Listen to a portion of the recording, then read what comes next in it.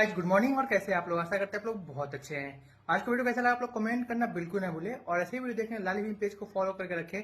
और थोड़ी सी फॉलोवर रहेगी, प्लीज आप लोग इसको इतना फॉलो करें कि बहुत जल्दी 2 लाख हो जाए और इसकी सेलिब्रेशन वीडियो आप सभी के बीच में आए। और एक बहुत बवाल वीडियो करा के रखा गया है, तो आप लोगों के बीच वो भी आएगी। बस सिर्फ 2 लाख फॉलोवर जैसे ही होगी फिर वो वीडियो रिलीज हो जाएगी। तो आज के लिए इतना ही, धन्यवाद।